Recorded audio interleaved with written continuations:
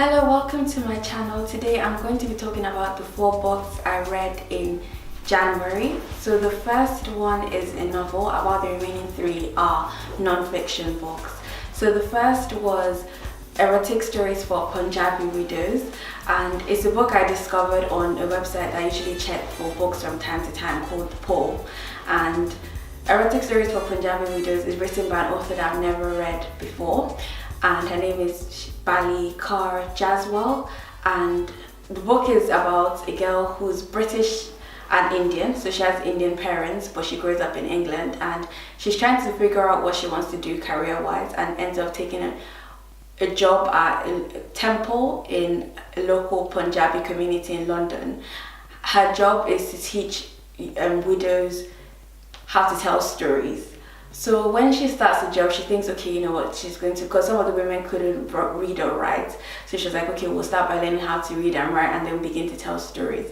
But when she starts the job, the women actually want to talk about more stories that are about their adult life, about sexuality and things like that. And at first she's a bit like, she's surprised because they look like conservative women in a temple, and these are the type of stories that they're telling. But since that's what the women want, so she goes with it, and they begin to tell these stories, and they record them by tape, and before you know it, they're transcribed, and people start giving them to their friends, and the stories become quite popular. But also the thing is, because the stories are quite erotic in nature, so there's a bit of an issue, because the temple is guarded by this very strict brotherhood, and if they discover that the women are telling these type of stories, they could be put in danger. And at the same time, there's also been a murder in that community, and the main character, who is the teacher to the widows, gets to know about the story, and because of that, she's also in danger of being assaulted, because if she has information and takes it to the police, then people get into trouble. So there's that dark side of the following what happens regarding the murder, and if there's justice, and also what the women, the elderly widows, do about it. It's a different novel from what I've read before, but I liked it because I got to see what it could be like in, let's say, a strict religious community, and how the fact that just because people on the outside look very conservative doesn't mean then they're not aware of things about being an adult and all these romance stories. So I liked it, the story and everything, and I also liked the fact that it's something I knew very little about in terms of the community. I think it was a Sikh community, so I got to know more about them and their way of life. So I would recommend it. I think I'll give it like 4 stars because it's a great story, and it's the only novel these days I don't read as many novels, but this one I actually really enjoyed. And then the other 3 books I read were non-fiction. So one of them was Rest in Power by the parents of Trayvon Martin. If you're familiar with Trayvon Martin's story, he was killed one day by a neighborhood watchman while he went to buy Skittles and a drink at a corner shop in America, and on his way back he gets shot by the neighborhood watchman because the watchman assumes that he was a burglar and killed him. So I didn't really follow Trayvon Martin's case when it was in the news, but when I read the story, I got to know a lot more about it, and the impact of the son's death on his parents, or the impact of Trayvon's death on his parents. And then it follows like the trial and how they're trying to, but rather than the case really looking at the court really looking at the fact that he was killed, they were more like looking at the character of Trayvon Martin and trying to find things about him, like he's someone who's dead and you're still trying to like defame his character when he wasn't even guilty. He didn't even hold a gun. He wasn't like, he had no weapons, but the neighborhood watchman said Trayvon looked suspicious and was going to attack him and blah blah blah. So that was, for me, I felt like, wow, a young black boy can't just walk down the street again. He's unsafe in a community that he's supposed to feel safe in. It was a very sad story, but I'm glad that his parents didn't just let the case die, and they actually followed through in terms of taking it to court and getting their story known through the media, and now through this book called Rest in Power.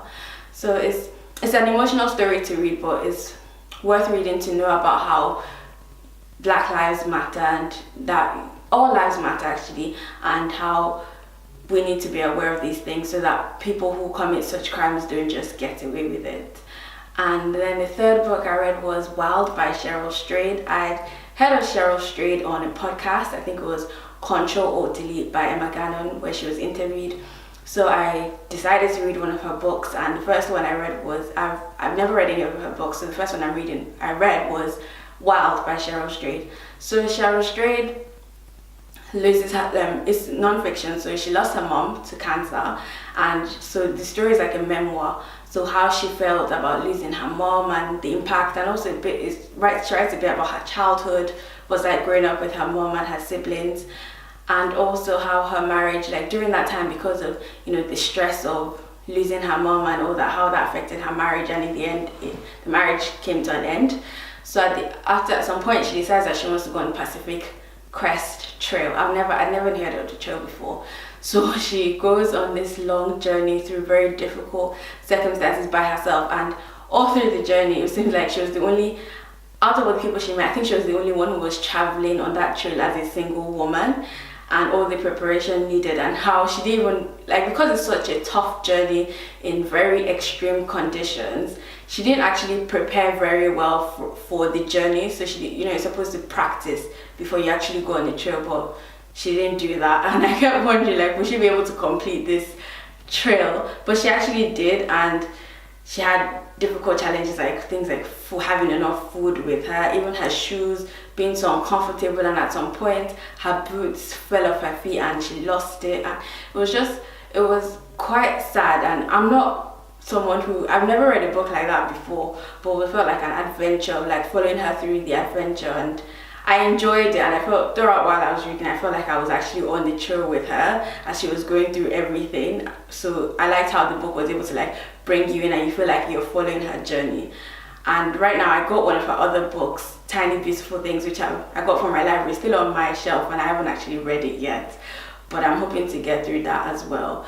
But even if you're not interested in things about being outdoors, going on an adventure, it's still something to read. But it's something, as I was reading, I was just like, I know I can never go on such a trail, and for the fact that it's even an optional thing to do, I find it hard that she chose to go on the trail, but also as a way of helping her understand things better. But the thing is, even though she thought, okay, on the trail she'll have time to think through all the things that have happened and how to improve and all that, but because she's dealing with very extreme hard conditions, walking through hikes that are very difficult in snowy, hot, rainy, all sorts of conditions, she had barely even had time to even think about her life on the outside, because she was so focused on how does she survive this trail. So that's Cheryl Strayed.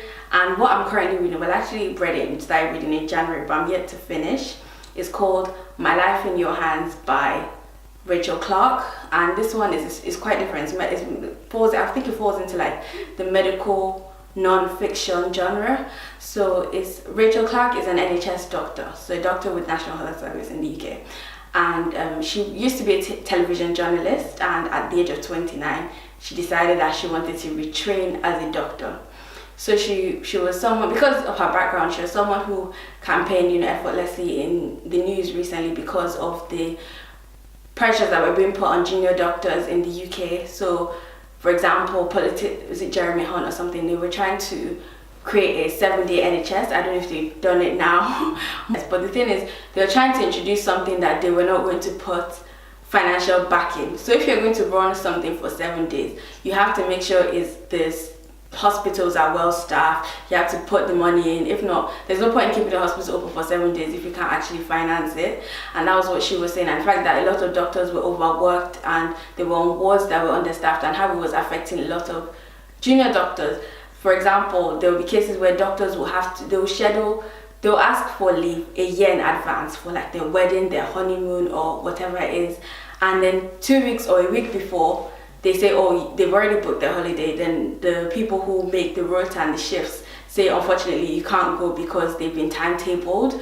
So it was just how difficult it is to plan, just because the people within the NHS who arrange things like rotas and shifts don't plan appropriately, and how that affects the doctors in the end. Things like childcare for doctors will have children that in the end it affects them, because Rachel Clarke wrote the story, she was saying that there was a point where she was earning her salary, but what they were paying in childcare was actually more than her salary. So that means she was working but at a loss to the family because they're spending so much. So it's like she's working for nothing because everything is just going to childcare, and plus extra because from her husband's income also having to go to childcare.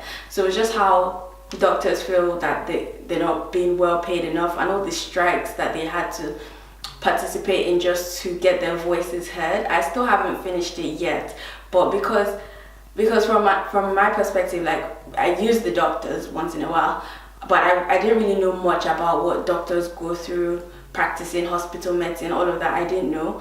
So but reading this has really given me an insight to the fact that if we want to continue to have a really great national health service, that the government needs to put in money, and it's not just something that it requires effort. It's not something that just appears from the sky. We have taxpayers' money. I understand that the government has a lot of financial responsibilities and there may not be enough money, but it's just something that has to be put at a priority list, because that's the only way we can have good healthcare here in the UK. And I think reading it just made me appreciate the work that doctors do, and it gave me a greater understanding of what they do. I haven't finished it yet, so I'm towards the end though, but I'm enjoying it as well because it's giving me insight into something that I knew very little about. So those are the 4 books I read in January, and the last one I'm currently still reading. And let me know what you read this month, and if you intend to read any of the ones that I mentioned. Thank you for watching, and I'll see you in my next video.